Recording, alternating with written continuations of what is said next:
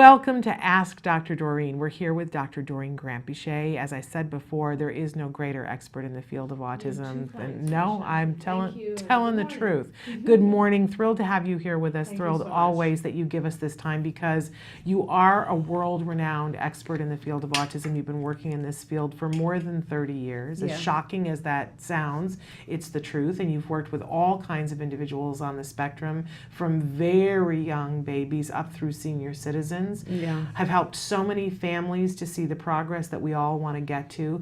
I always like to remind everybody that not only are you an expert, you're a visionary in this field. You see what's coming and you think ahead to help to prepare the industry and to help to prepare us. I don't know where we would have been if you had not seen what was happening with insurance.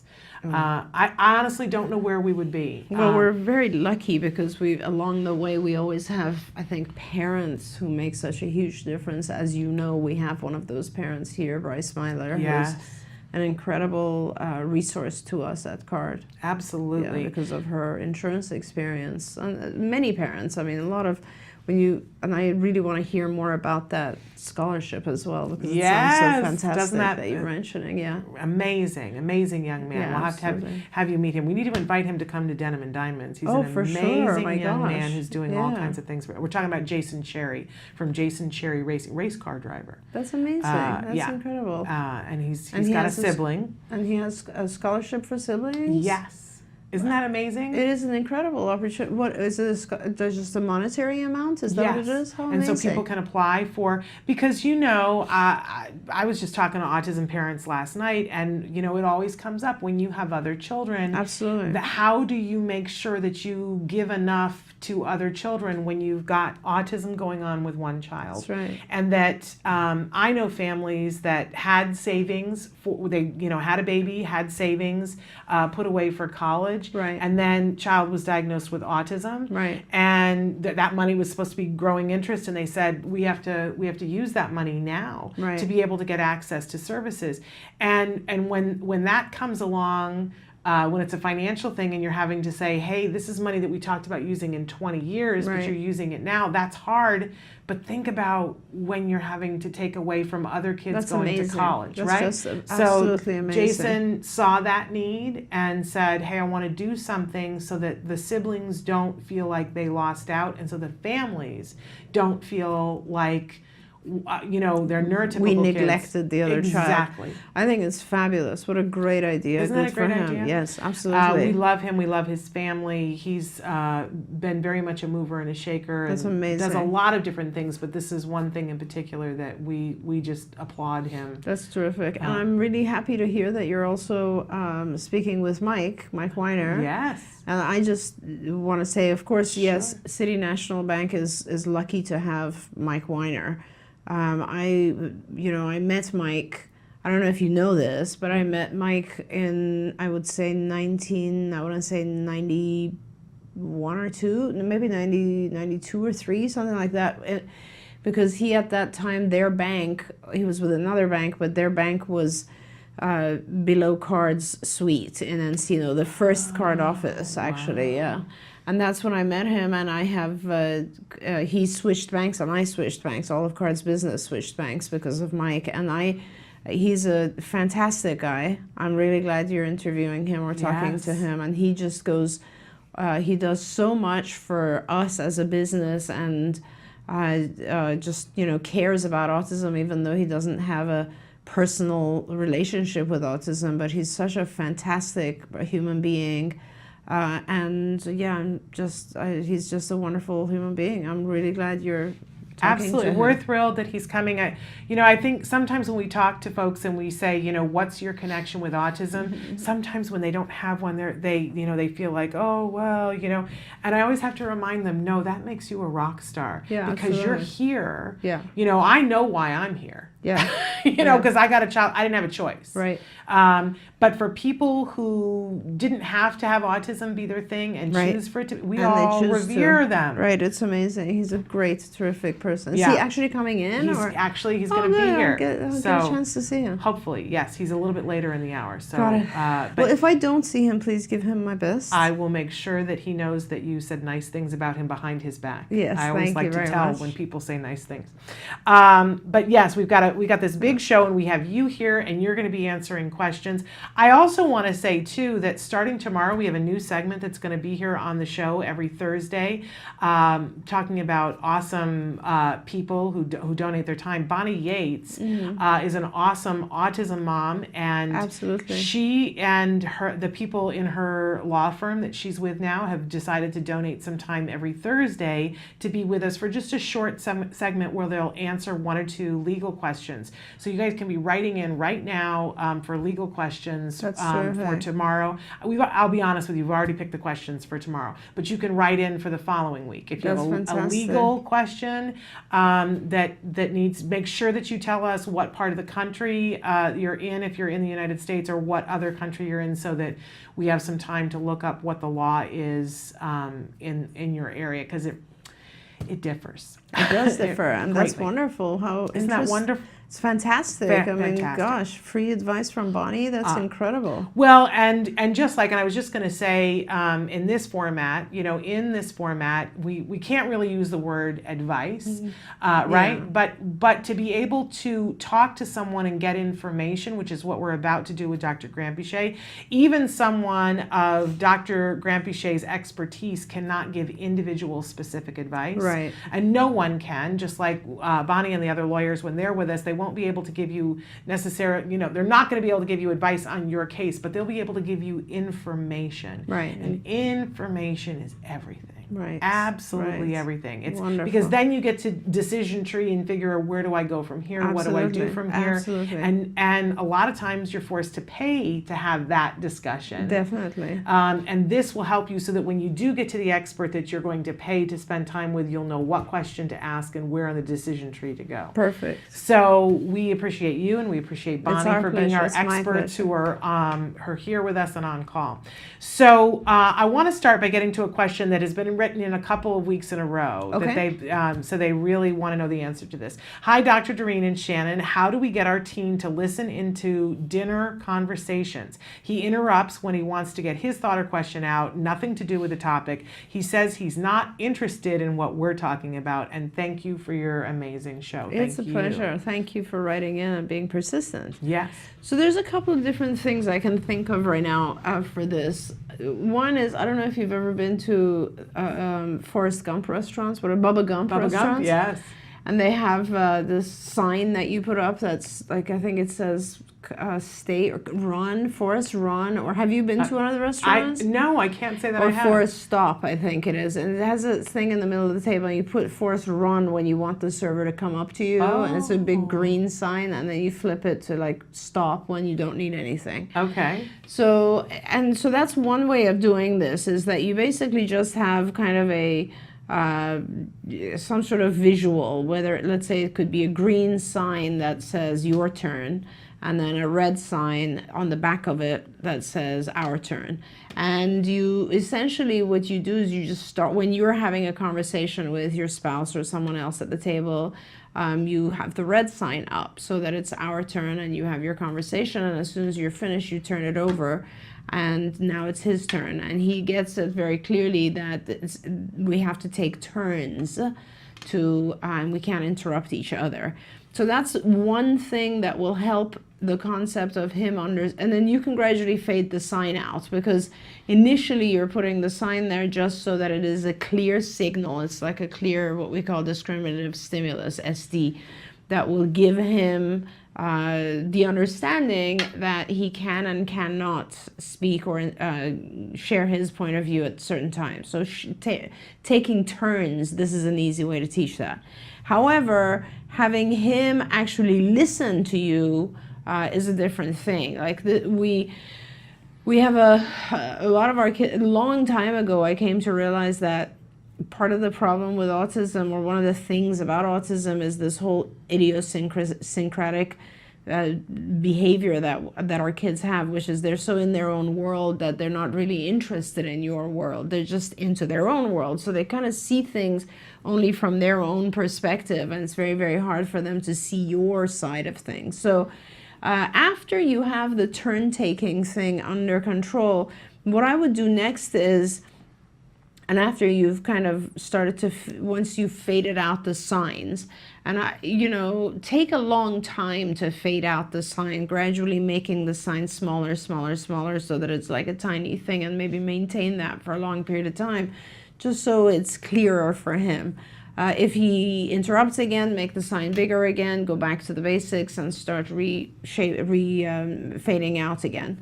Now, once you've gotten to that point, then the issue becomes, and during this process, separate from dinner time, someone should be working with your child and teaching them to listen to conversation and to be able to answer questions about conversation. I don't know his functioning level, so I don't know if it's that he's not interested in your subject. It could very well be. Or it could also be that he doesn't understand enough in your conversation that it becomes boring to him. Like an example would be if you were speaking a foreign language. When you go to another country, you might, like I know French and I know German, but I'm not as fluent as a native. And I would sit there and, if people are speaking German, I'm trying very hard, and if they speak slowly, I get the whole thing. If they're very fast, then it's hard for me to follow sometimes, and I'll drop. Then I have to make contextual guesses, and it's exhausting, and after a while I'll just stop because I can't follow the conversation. So for him, it could be that he doesn't have interest in the subject, or it could be that he can't follow the conversation.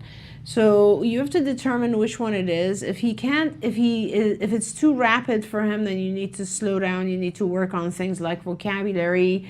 You need to make sure he actually understands what's going on. And there's many lessons to do this. When we teach this, we start with very basic, 3 phrases and ask the child, what did I say? Who was I talking about? Where did they go? We ask questions about the statements. Like, I'll start with something very basic, like Daddy went to work. And then I'll say, where did Daddy go? Who went to work? And I'll make sure they understand the WHs. This is a lesson called WH. Then we expand it to, let's say, 2 sentences, 3 sentences, a paragraph, etc. That activity actually also helps with listening comprehension and reading comprehension with some modifications. So that's a good activity anyway. And, once you get him to actually understand what you're saying, the other side of it is that he could have no interest in what you're talking about. Now, that is a larger problem to begin with, because when we generally have, most of the time, to be honest, most of us don't have interest in what other people are talking about unless we genuinely care about their position and perspective in life. So it becomes very important to teach him how to perspective take, how to take other people's perspectives. That then leads you into the whole arena of theory of mind lessons. And that is honestly a much larger process. It's, teaching the individual to look at things from your perspective is really a process that's multiple lessons. For that, I would recommend you go to Skills, which is skills4autism.com. And there you go into the cognition curriculum and you'll see hundreds of lessons about just perspective taking. It is a bigger issue. Many, many years ago, I realized that children start even around 5 or 6. It becomes very evident if they are interested or not interested. Sometimes you see that children will have, it's interesting because they'll communicate. If it's a subject of interest, they'll have lengthier sentences, lengthier exchanges, all sorts of things about their language improves. And then if it's a subject of your interest, it's almost down to 0. Like, it's so low. And that's typical of, let's say, a 3-year-old or so, but by the time you hit 5, children learn to allow you to express yourself. It's part of taking turns, but it has also to do with listening to you because they want your approval. Or, when kids do this, they're with each other at 5 and 6, they take turns at talking about stuff. They're genuinely into each other's stuff, and they're actually interested in hearing about their friends' stuff. And that's something that's pretty hard to teach with our kids. It's possible, it just takes a longer time. I just am thinking about one of the biggest things that I saw change in Jem was, because there was a period of time when he would say to me, why don't other people like me? Why doesn't this person want to play with me? Why don't, And when he really got it, there was one thing that would happen with him early on when they were teaching him the lesson about workers and to look for a name tag. That was one of the things you do to identify whether somebody works at a store, which was all building up towards safety things. But look and see, are they wearing a uniform? Do they have a name tag? This identifies a worker. So he focused in on the name tag for whatever reason, and he would, whenever he would talk to somebody, he would then use their name in the sentence, yeah. right? And when he was little, they would go gazanga over that. They would be like, "Aren't you the cutest, sweetest thing?" And he got showered with all this positive attention. It is very interesting, yeah, right? for a little now guy. we've had to tell him to dial back on it because it's kind of creepy. He's this older kid, and like the girls think he's coming on to him, and he gets a negative reaction. And when he uses their name? Yeah, he'll go, "Thanks, Betty," and they're like, it's interesting now that Right, he's big. right, but when he was right. little, it was everything. But anyway, so but we were having trouble with him with friends. And I think it was Dr. Sienna Greener-Wooten who one day said to him something about, because she was talking to him about something, and he said, "But I don't care about that." And she said, "But you care about them liking you." Exactly. And in order for them to like you, you have to act like you care. Right. You don't have to actually care. Right. But if you make eye contact, that Right. makes them think you care. And he was like, "It does?" Yes. All I have to do is point my face towards them and go, and make eye contact. That's and right. then they That's think I right. like them, and then they'll like me. And she That's said, right. "Yes." And he went, "Oh." Yeah. And it never occurred to me to say that to him. Right. It was just like this Right. moment of brilliance that she gave him. And as soon as he got that, he was like, "Oh, well, I can do that. If that's all it takes. Right. I can Right. do, I don't have to actually care. Okay." Yeah.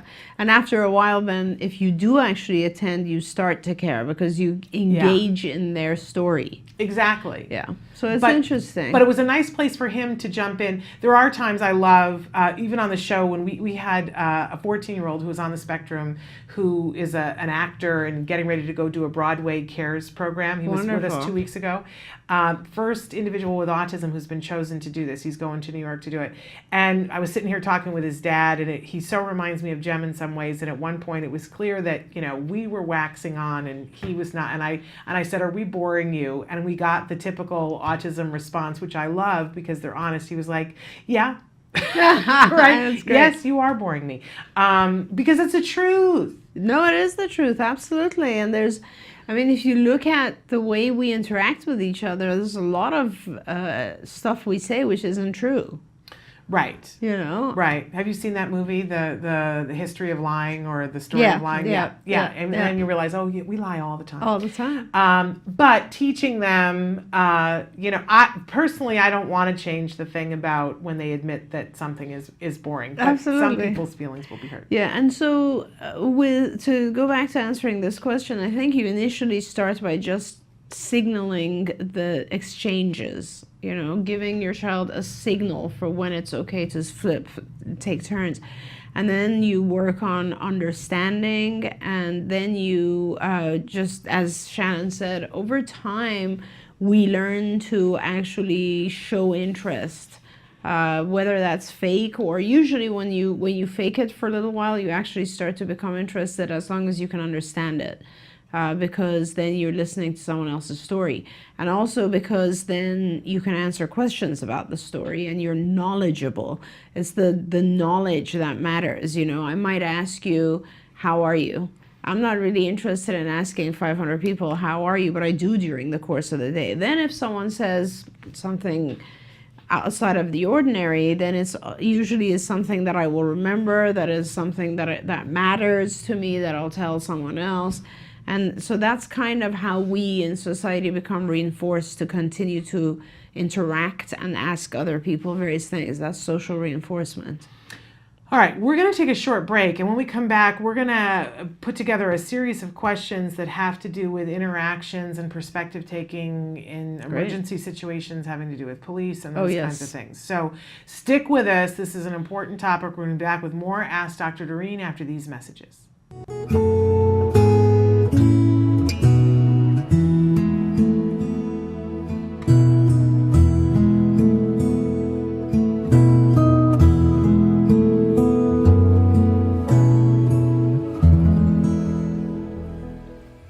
So we're going to do down dog next. Okay. So with down dog, there are several different ways that you can do it, and I want to show you first and then help you with yours so that we can work on what feels good for you, okay? All right, because there's no right way to do it, it's more about what your body likes, all right? So for me, what I'm gonna do is start off with my hands at the top of my mat, my headlights, my fingers are aiming towards the top of my mat, and then I'm going to tuck my toes, and then my head is also gonna drop, and I'm going to look between my toes. Okay, and my body should be, or hopefully, like an A shape. Or V. Or V, yes. Upside down V. Yep. And so if your quads are tight or your hamstrings are tight, you might need to bend your knees a little bit. Then it's a U. Or if your shoulders are a little strained or a little tight, remember to push in through your feet, but also sometimes what feels really good is going down on your forearms, like this. You can actually start out this way instead, it's a little easier. So your forearms rest on the floor, you still tuck your toes, and then you're still looking between your toes, but rather than being on your hands then, your weight's along your hands and your forearms. Okay? All right. So, now it's your turn. Okay. So, yep. You're gonna do on your hands? Okay, yep. So your fingers are facing the front of the mat. Or are you doing forearms? Forearms? Okay, there we go. Wow, you're very bendy. Very nice. And your gaze is right here between your toes. Excellent. Very nice, Jem. Wow. Awesome. Feet are a nice distance apart. How does that feel? Okay. Awesome. You want to come down? Excellent. Good. We just were looking at that video, and I was talking about how much my son loves sucho. We, you know, here locally we call that suchoga instead of a yoga moment with sucho. So it's suchoga to us. She's the best. She is amazing, absolutely amazing, and she loves Minions. All right, I want to segue here to talk about, we've got a series of questions here. I want to start with this first one. I'm doing research for a collection of private schools in Washington, D.C., and I'm looking for information on curriculum and training for police officers dealing with special needs children, specifically autism. I was wondering if you could lead me to any resources where I could find this kind of training. And then we've got some other questions that having to do with the same thing, because I think a lot of people are crying for this. I just was watching a news segment over the weekend about a school where they're neurotypical kids in junior high, and they're teaching them phrases to say to the police, saying things like, police officer, am I free to go? Officer, am I free to go? Officer, why am I being stopped? Things to help them defuse a situation.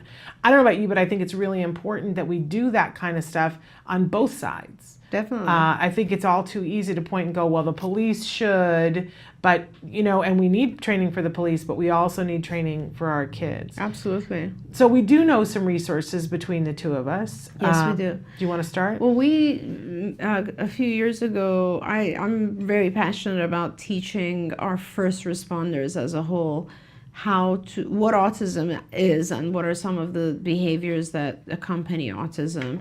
Because I think if, you know, as a first responder, if you don't know certain things, you're not gonna know how to respond to it. Absolutely. And for example, very important one would be, you know, don't assume that if you call their name, they're going to respond. An individual with autism may be completely non-responsive to their name.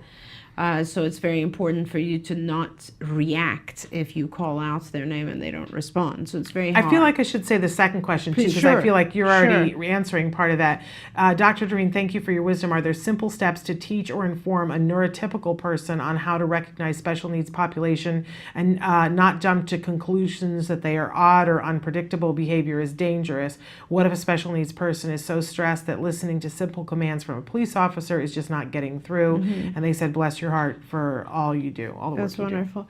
So yeah, so you know, it's a tough thing because what we're saying is that to begin with, I can't even imagine what it's like to be a first responder, especially police these days, and to be able to react appropriately to each person's movements. I mean, these days when you see these videos of things going wrong, you often ask yourself, I wonder how I would have reacted, because being a police officer and having been in the in so many situations where I mean, I just saw a video the other day of someone who just went back to their car to, I think, to get their license or something, and got a rifle and shot the police like 10 times. The police officer was dead right there. And they got back in their car and took off, you know? Right. So if you see that sort of thing as a police officer, you are going to be much more in a defensive position to begin with, and you're going to assume the worst. It's natural. Every human being would. So to begin with, I think it's really hard for police officers to determine what is my next step based on what is this person about to do. Now, when it comes to individuals with autism, it's even harder, because the individual with autism could, for example, be so freaked out by the sound of a siren or the light on the top of their car or anything, the sound in a megaphone type thing, where they could just take off from fear, and the police officer would know. The individual with autism might not understand things like put your hands up, or, you know, they just, it would be complete. It's very hard. We did design a few first responder trainings. If you go to the Institute for Behavioral Training, ibehavioraltraining.com, you will be able to find the first responder trainings. And we've done that across the country. If I had time, Shannon, I would love to just make it a mission to make sure every police officer in the U.S. knows autism and goes through first responder training. It is very, very hard. Start there. That's one place. You have other resources as well. Well, I was just going to bring up Emily Island. That Yes. Emily Island is an autism mom who saw in her community that there was the potential for this kind of thing. Yes. And her son was growing up in a community, and she said, this is important to me, and I don't want the police to mistake him. And she's an educator, and so she took it upon herself and put together a curriculum that you can either use with the first responders, where and it can be something that works on its own, or that somebody can come in to help teach it, or there is a part of the curriculum that works just with kiddos on the spectrum. So you can buy a video and a booklet that goes with it, so that you can watch the video with your kiddo and talk about the things that happen, or you can combine it together, and you can run the training, or you can have Emily and her son, who's an amazing speaker, we've had him on the show, come and do that. And they've even done some stuff together with IBT, if you want to be really comprehensive. But Emily's stuff is called Be Safe the Movie.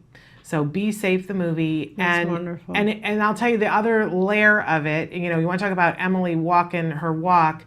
It was shot and edited by individuals who are on the spectrum, and Fantastic. the actors playing individuals who are on the spectrum are actors who are on the spectrum. And what I love about Be Safe the Movie, you'll see that I did an endorsement for it because it shows you video-wise from everybody's perspective. It'll show you from the individual on the spectrum what they were doing in a moment. Right. But then it shows you from the perspective of the witness what they saw, and then it shows you from the perspective of the police, and then they take it all apart and go, so this is why you, and there's one in particular that I was like, oh my gosh, I never thought about this before.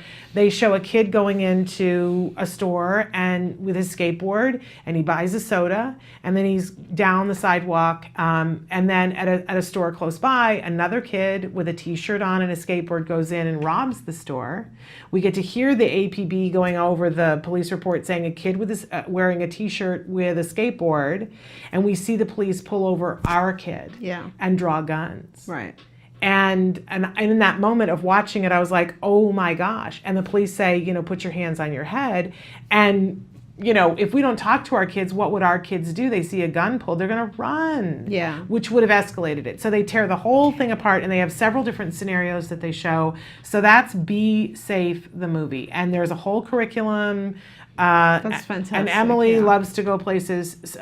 So I think, you can't overdo this. Good for you. Good for Right? Emily. That's fantastic. Like you yeah. could do the IBT. I believe you could even ask the IBT folks if they want to come and do a training. I know for a Absolutely, while they yes, had yes. done that. We do that. We do it annually across all card sites, and if we can get we do it for the fire department as well, because we're worried about the firemen who would be trying to rescue someone who's Yes. trying to run away, for example. So there's a lot of those types of things too. But yeah, we're happy to. If you have a connection to a police department or a fire department, we are happy to go in and do the training. But And I we're think everywhere, so it's possible for us now. I think it's super important, like this private school who's reaching out, and this other person who's reaching out. I think it's super important for us all to take this upon ourselves. Yes. That Emily looked at it and said, "This is my son lives here. This police department doesn't know. It's my job." Right. And she made tools for you. So if you decide to make it your job, you have tools and you don't have to reinvent the wheel. But take it upon yourself. If every single parent said, divvied it up and said, all right, I'm taking the police department, another one said, I'm taking the fire department, Right. we could get this done. Right. Absolutely. But if you're waiting for some politician to go, oh no, here's what we're going to do, we're all going to be waiting a long time and people are going to be hurt in the meantime. So don't wait. You're listening, you're the one. I just picked you. Don't you like that? Okay, we're going to take a short break and then we're going to come back and talk a little bit about tutoring. We got a couple of different questions about tutoring, so stick with us.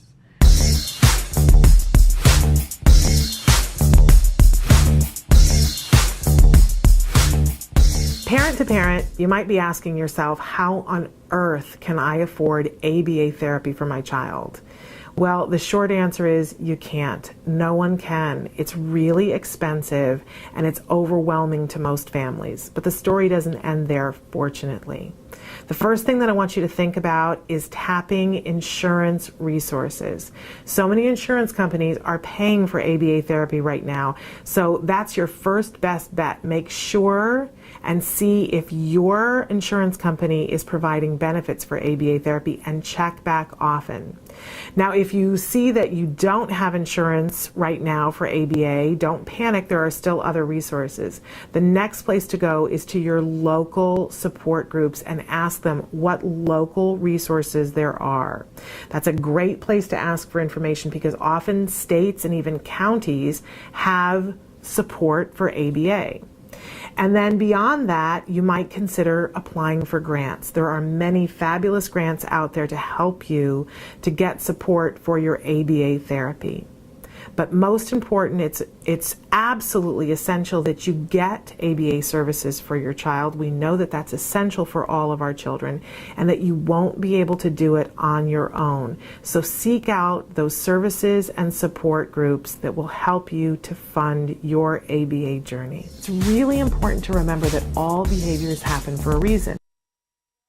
Back to Ask Dr. Doreen. We're here with Dr. Doreen Grampichet, and she's answering your questions in real time. We had a couple of questions, very specific questions about tutoring.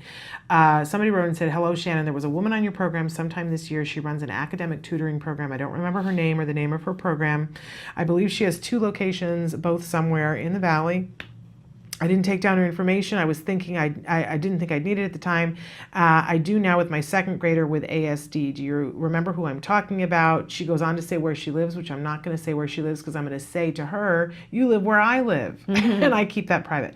Then she says, I love your show. I've been watching for a few years now. I can't believe we haven't run into each other at the Walmart. We will now. Probably tomorrow. You know how that goes. And they said, thanks for all that we do. And they left their address. So the name of the person that you were asking about was Jennifer Lopata, and her business is Synergy Academics. Synergy Academics, and she does have 2 different locations, and she does, they have the ability to, if you, they have an app, and you can get the app and see if they can travel to you within reason. I think that they can do that. But somebody else wrote in and said, I'm looking for a geometry tutor in Irvine, Newport Beach area who's able to tutor a child with learning disability, difficulty with spatial relationships. So here's, because this is why I wanted to bring this up with you, is that this is the time of year when you've got whatever happening at school, you're settling into, we went through the first couple of weeks of school where it was mostly review, but now we're transitioning into the work period of time, and parents are starting to identify, oh no, I might be in trouble here, or my kid might be in trouble, and the school starts to say, oh, well, maybe we should change the setting. I've had several parents message me privately about, school saying, oh, we don't think that they can do this. And to me, the reality is the school hasn't made enough accommodations. Right. But sometimes that takes a year to get the school to adjust.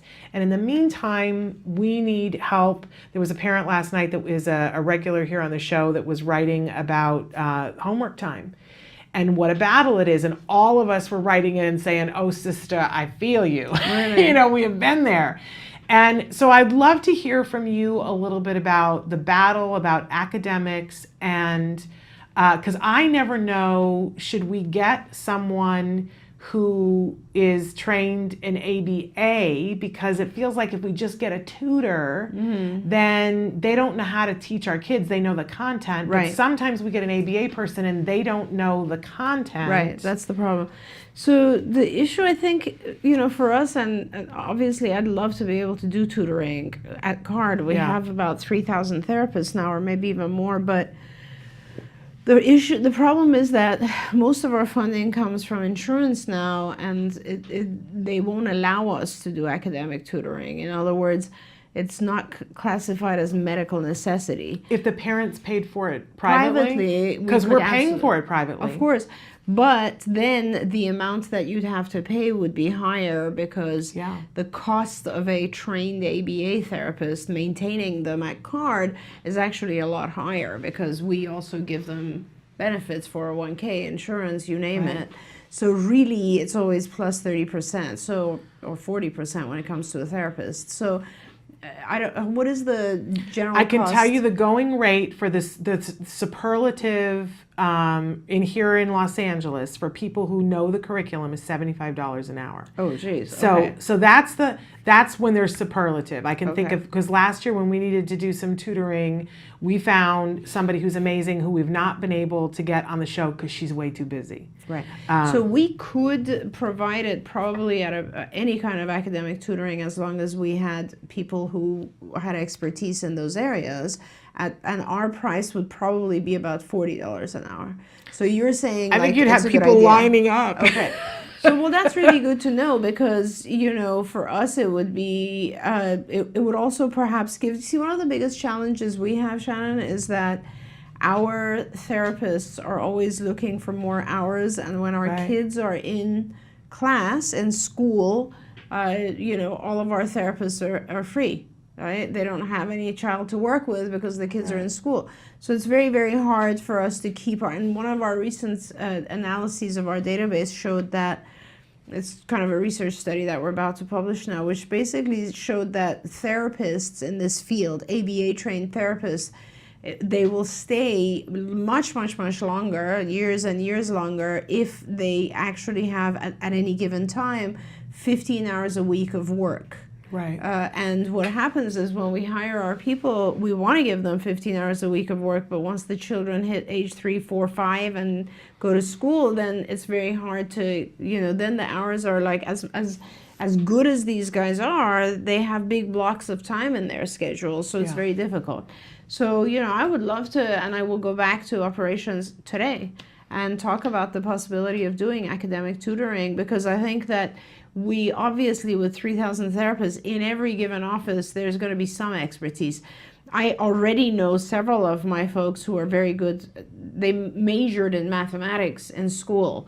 They would be fantastic at teaching our kids various math issues and so on. There are others who are not just that, but like we could do music tutoring. I mean, we have so many incredible musicians here who are who can play various instruments incredibly. And once you know ABA, you know the language of autism, so it's easy to teach anything. Yeah.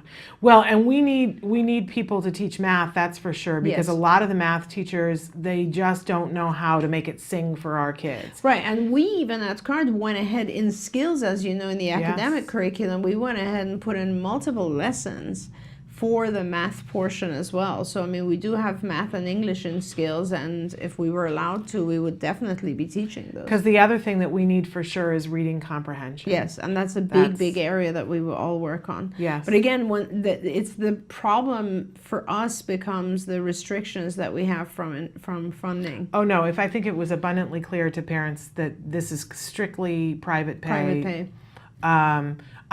The parent that was online last night would have, like.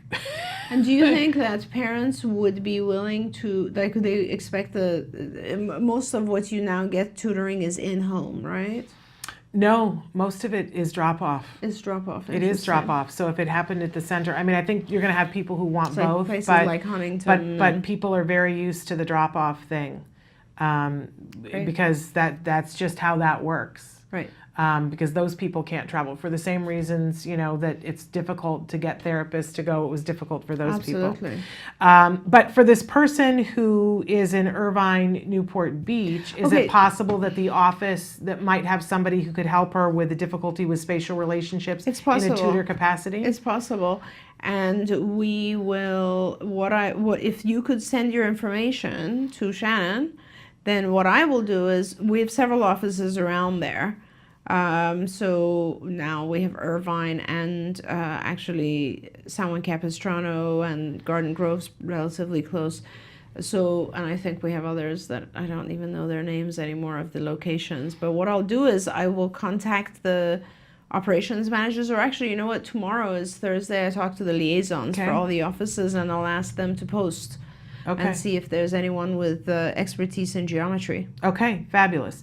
And my email for anybody who wants to write to me is S as in Shannon .Penrod, PENROD @autism-live.com.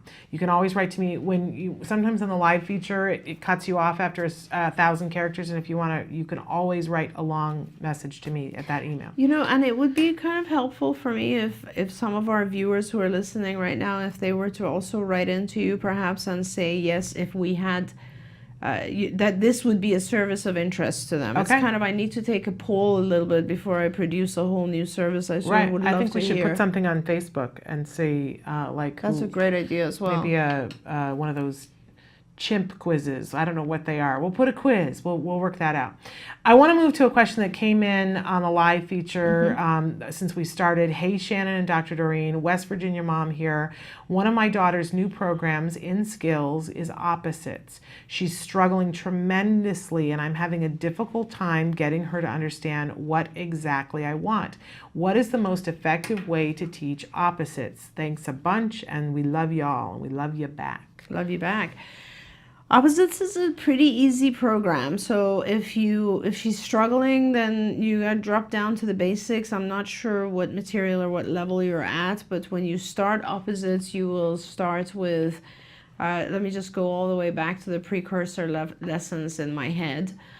So you want to make sure that she's firm with attributes to begin with. So in other words, if I was to put 3 objects in front of her, and if I asked her to give me the one that is the biggest or big, would she be able to?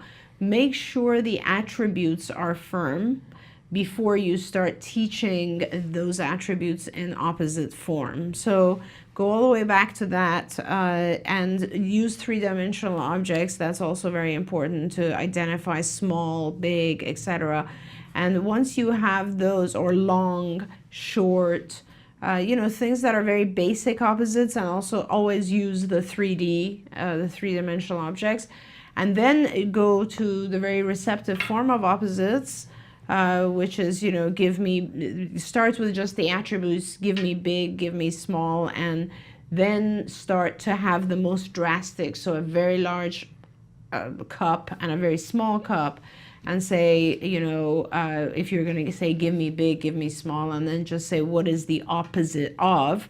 I don't know exactly which SD you're on, which discriminative stimulus you're on right now for our viewers.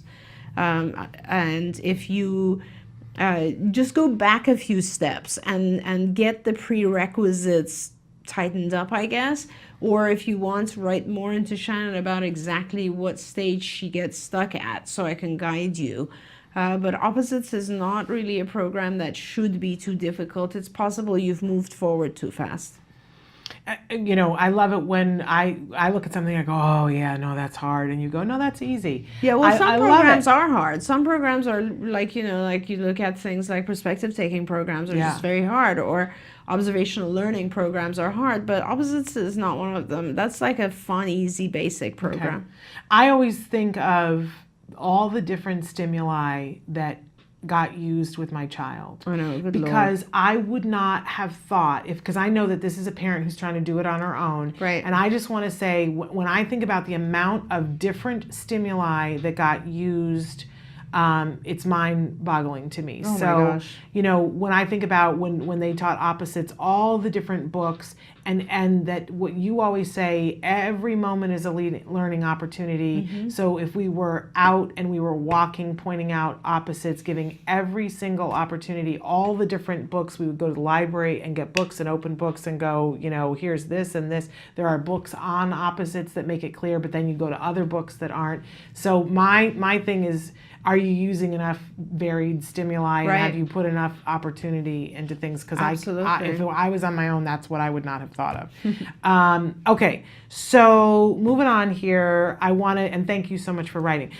Lately, my son has been writing nonstop at home and at school. I've seen kiddos with autism do this and was pretty happy he didn't have it.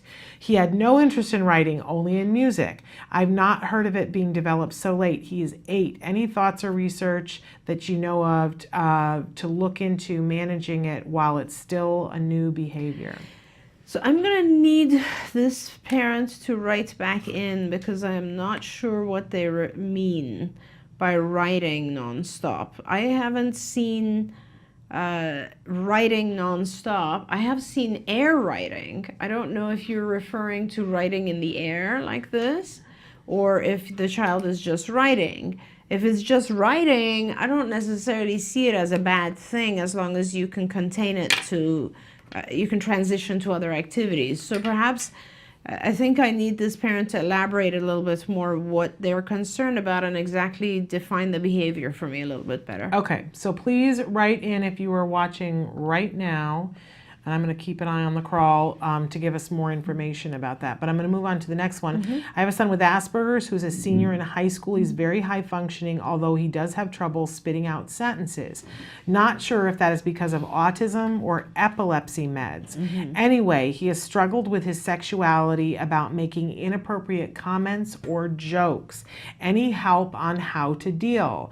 I have told him he can't do that, but because people tend to laugh out of uncomfortableness, he thinks that they think it's funny and can't differentiate between someone thinking it's funny to someone being uncomfortable. This has been really hard for his younger sister, who is also in high school, because people often come up to her and question her about her brother.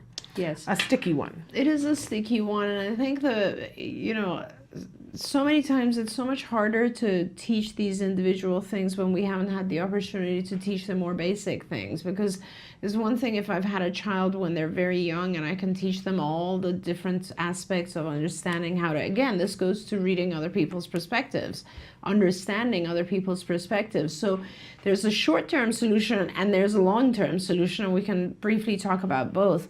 The long-term solution is to go back, go to skills, look in the cognition curriculum and teach him everything that's there, because the long-term solution is for him to learn how to read other people's perspectives. That's the long-term goal.